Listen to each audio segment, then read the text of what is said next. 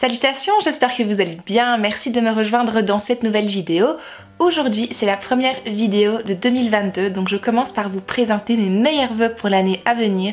Je vous souhaite beaucoup de bonheur, beaucoup d'amour aussi, parce que je crois que ça va être l'élément le plus important de 2022. Il va falloir vraiment bien s'entourer, parce que malheureusement, les soucis, notamment liés au Covid, ne sont pas encore derrière nous. Je vous retrouve aujourd'hui dans un premier vlog, donc cette vidéo sera une vidéo vlog à propos d'organisation. Si vous aviez un peu suivi mes aventures sur Instagram au mois de décembre, je m'étais lancée dans des stories qui racontaient un petit peu comment j'allais mettre en place ma nouvelle organisation, donc mes nouvelles routines. Et j'avais posé la question de savoir si ça vous intéressait que je documente ça sous forme de vlog. Et vous m'aviez répondu oui. Donc du coup, je me suis exécutée. Ça a à peu près bien marché pendant à peu près 10 jours. Et puis il y en a une petite tuile, c'est-à-dire que mon copain a été mis au chômage partiel parce que son hôtel en fait a fermé à cause du Covid temporairement, donc ils attendent que ça réouvre. Mais en fait là où j'avais déjà bien entamé mes routines, j'avais déjà commencé à m'habituer au fait qu'il soit pas là à certaines heures, que je faisais certaines choses à certains moments parce que j'étais toute seule. Donc voilà, là ça a un petit peu chamboulé tout et j'avoue que j'ai pas spécialement cherché non plus à me recréer des nouvelles routines directement et à vous les partager. Donc en fait je me dis là c'est parfait, on est début janvier, il y a sûrement plusieurs personnes parmi vous qui ont de très bonnes intentions pour l'année 2022 et qui se sont lancés des super objectifs et en fait ce serait l'occasion peut-être aussi pour vous de savoir un peu comment est-ce que vous pourriez mettre des nouvelles routines en place en fonction de ce que vous avez choisi. Alors là j'ai encore rien fait, enfin si j'ai en tête ce que je veux faire mais je n'ai encore rien posé sur papier. Donc ce que je vais faire c'est prendre mon petit carnet et le faire et puis revenir vers vous dans le temps qu'il m'aura fallu, peut-être une demi-heure, une heure, je sais pas, on verra bien. Et vous partager en fait comment j'ai mis tout ça sur papier et quelle est ma démarche et comment est-ce que ça se passe dans ma tête pour que j'arrive à mettre en place une nouvelle routine.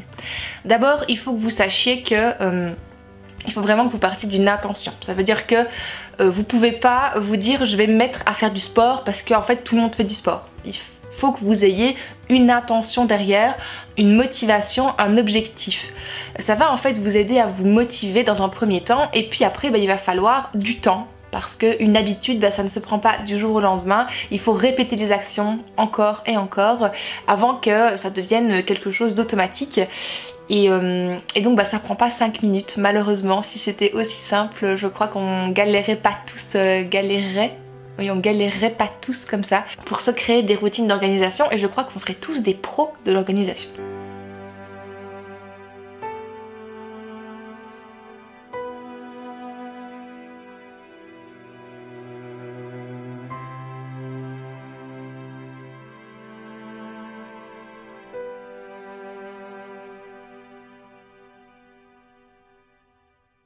Et voilà, mon exercice est fait. Donc j'ai réussi à tout condenser sur une feuille A5, vous voyez. Je sais à peu près ce que je veux. Maintenant, rien ne m'empêche par la suite de venir un petit peu développer ou de venir un peu préciser certaines choses ou de les modifier.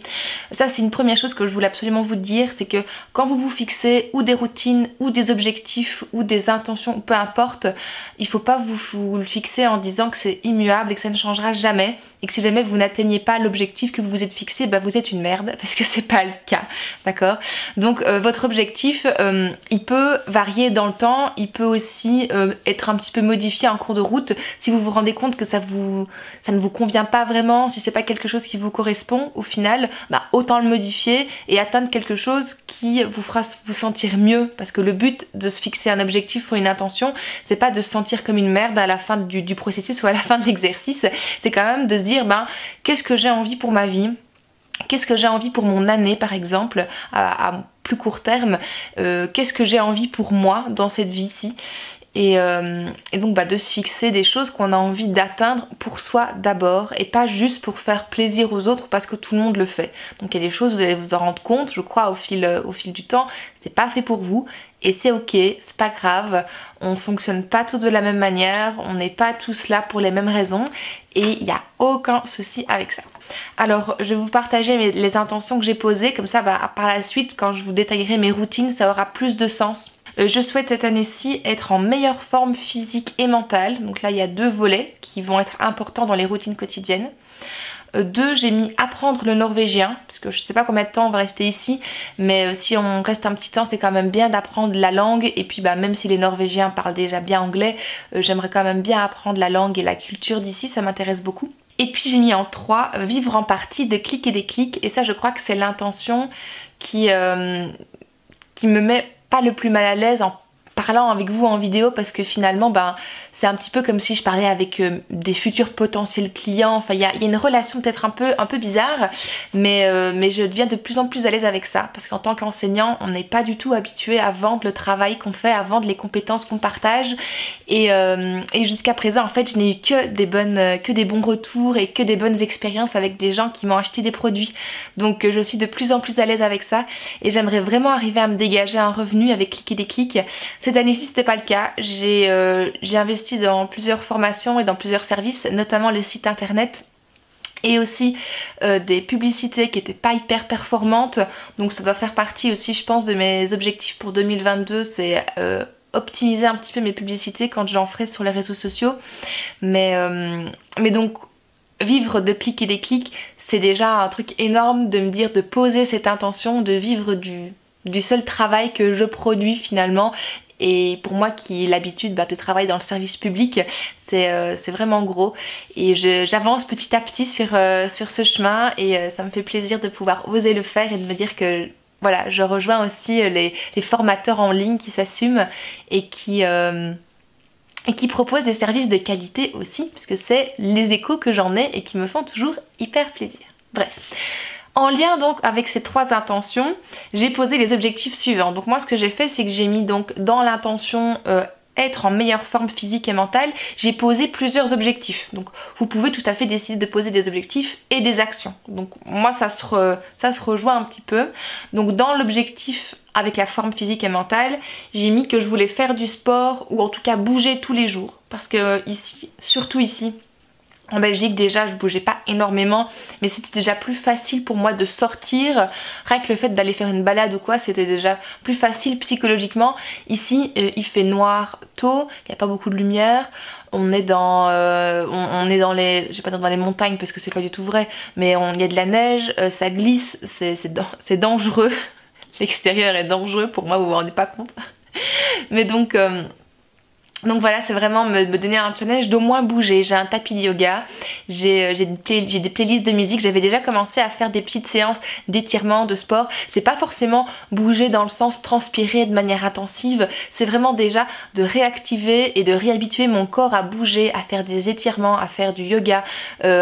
Là, il y a 2 jours, on est allé à la piscine et au sauna, et le chef a dit tu peux venir quand tu veux, donc j'ai fait ok super. Donc en fait j'aimerais vraiment bien me remettre à la natation, ce serait trop bien de pouvoir aussi bouger. Je me rends compte que ça m'a aussi fait beaucoup de bien au moral de bouger et d'à nouveau nager.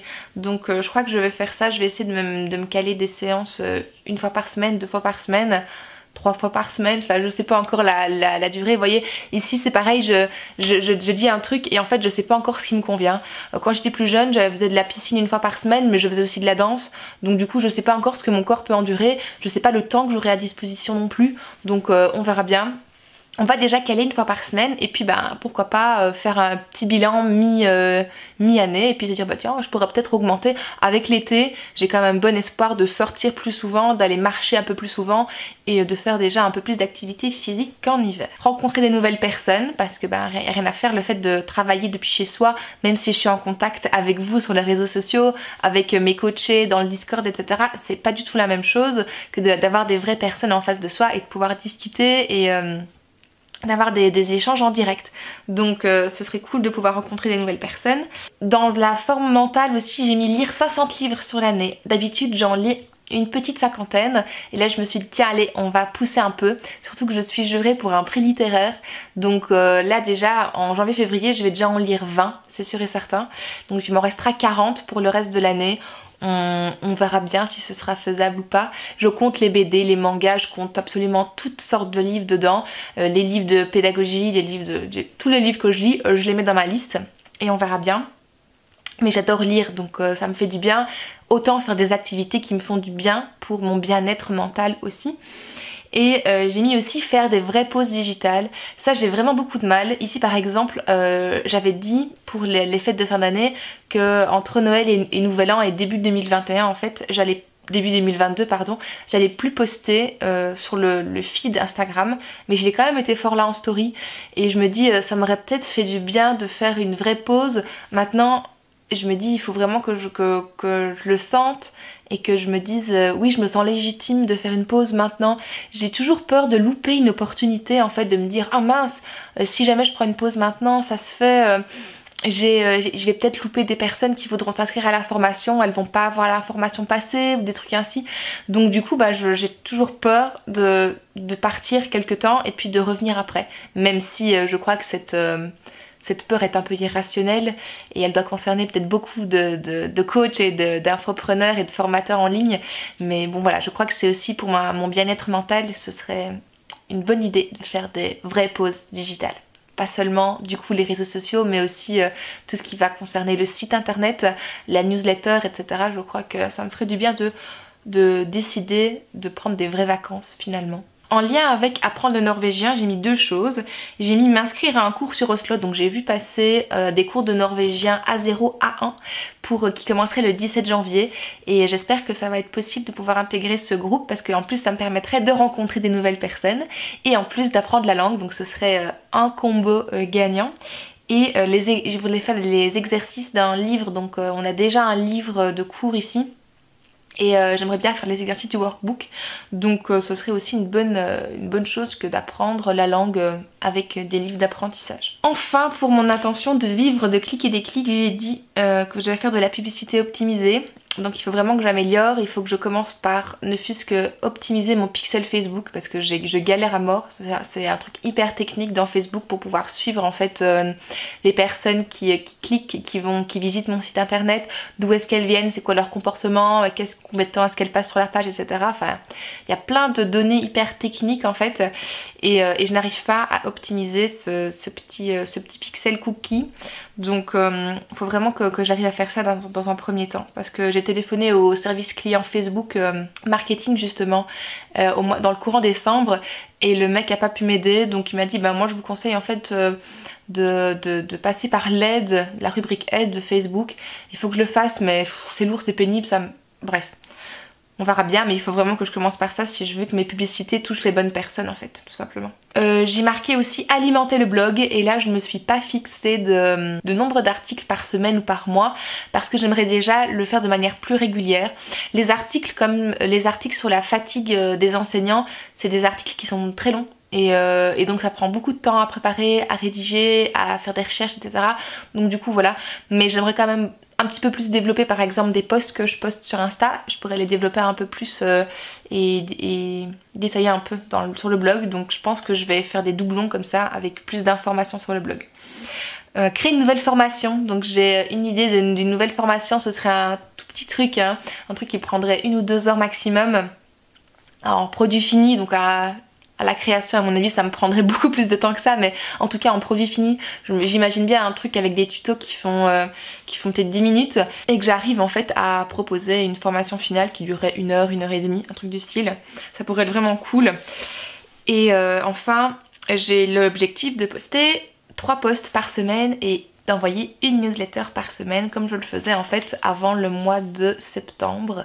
Donc j'espère que je vais réussir à nouveau recréer et créer du lien avec vous, avec les gens qui sont abonnés à ma newsletter et à vous partager toujours plus d'astuces d'organisation et de petites bonnes astuces sur le métier de prof.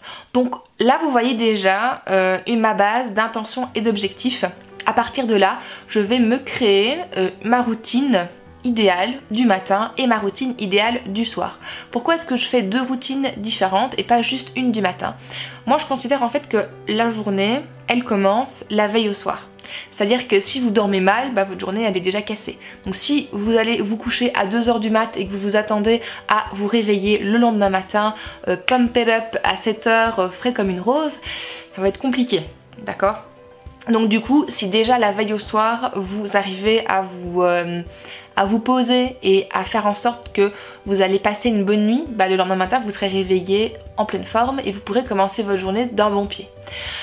Donc moi j'ai déjà en tête à peu près à nouveau la routine que je veux faire. Je vais poser ça par écrit comme tout à l'heure et je reviens d'ici quelques secondes pour vous, peut-être d'ici plus longtemps pour moi, et je viens vous partager les routines que j'ai imaginées et que je vais tester pendant une semaine, 10 jours, 15 jours, et puis je viendrai vous faire un feedback dessus.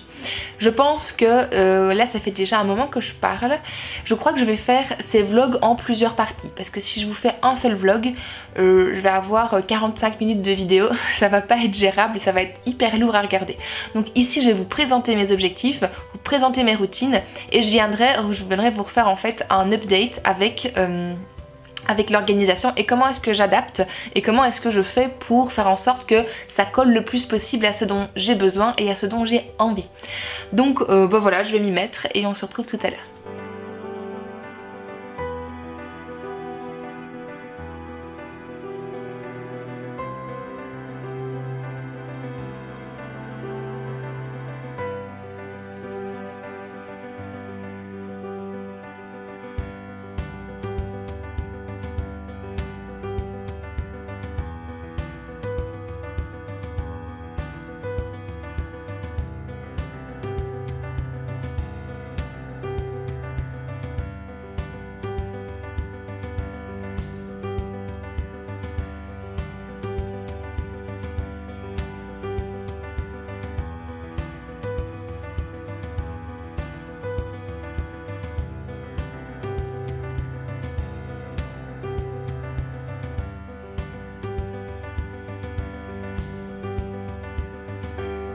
Voilà, c'est fait. Donc vous l'avez vu dans les petits inserts que je vous ai montrés, j'ai fait en fait, je suis directement passée par Canva, c'est beaucoup plus simple. J'ai fait une demi-page morning routine, une demi-page night routine. Et en fait comme j'avais déjà grossièrement une idée de ce qui me convenait à peu près, je savais à peu près ce que j'allais mettre, donc je savais aussi déjà dès le départ, donc ça je le savais en décembre hein, déjà quand j'ai commencé la première fois à mettre sur papier ce que je voulais faire pour ces routines.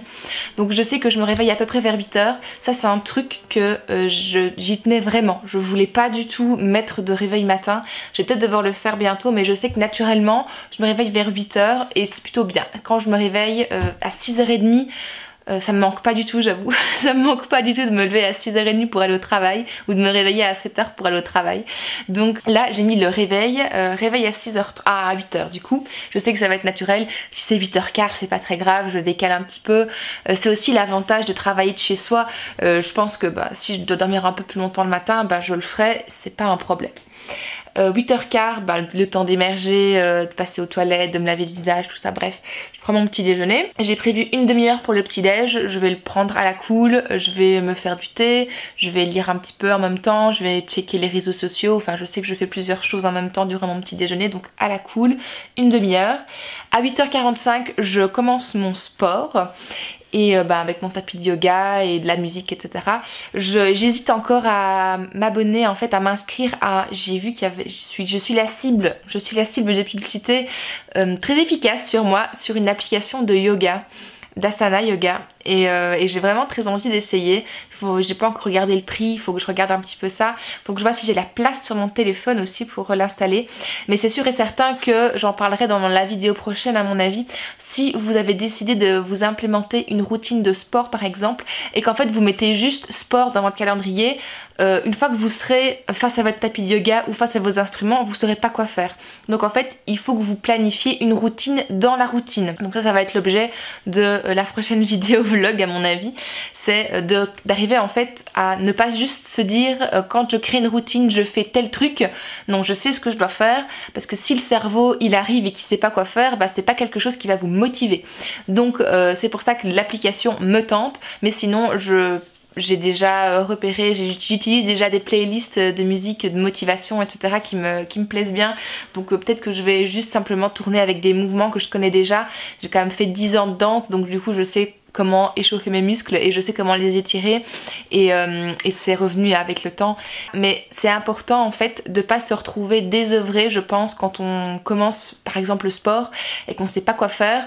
C'est bien de savoir, d'avoir un programme ou d'avoir quelqu'un qui vous dit quoi faire. Si vous ne savez pas quoi faire, c'est bien de se renseigner et de planifier ça aussi quelque part. Pas juste d'écrire sport, sinon bah, vous ferez rien du tout. En plus, et donc une demi-heure de sport. Et puis à 9h15 je prends ma douche, je me prépare et à 9h35 je suis prête à mon bureau pour travailler, pour cliquer des clics durant la fin de la matinée. Ce sera minimum 3 heures de travail par jour, ça je le sais.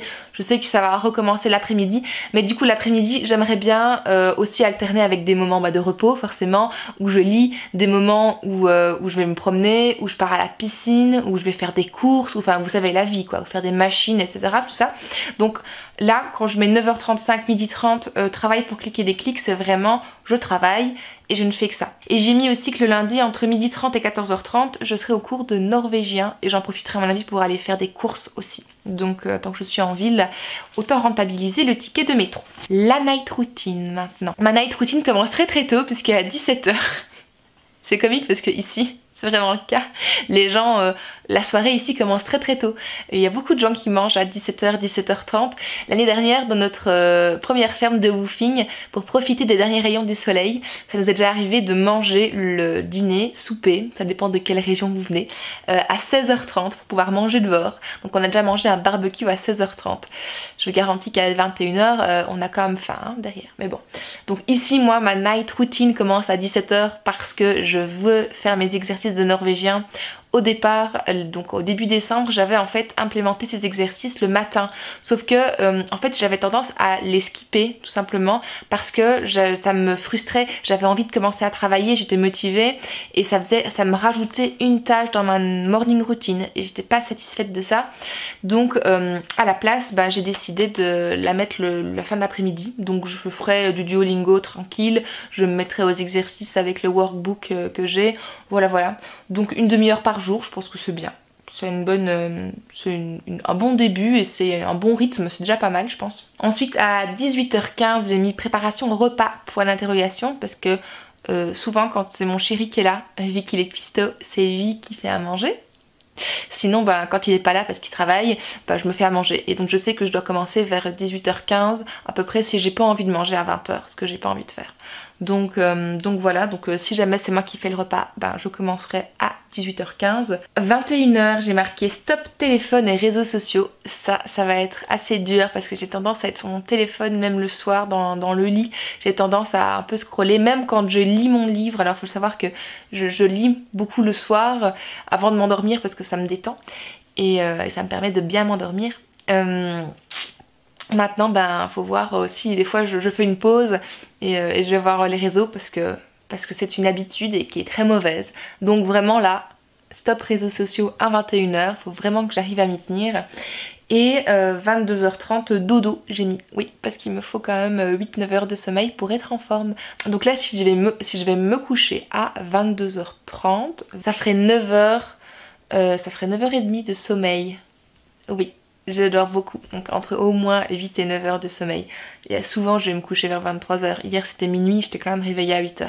Voilà pour le détail de comment je crée des routines, j'implémente des routines.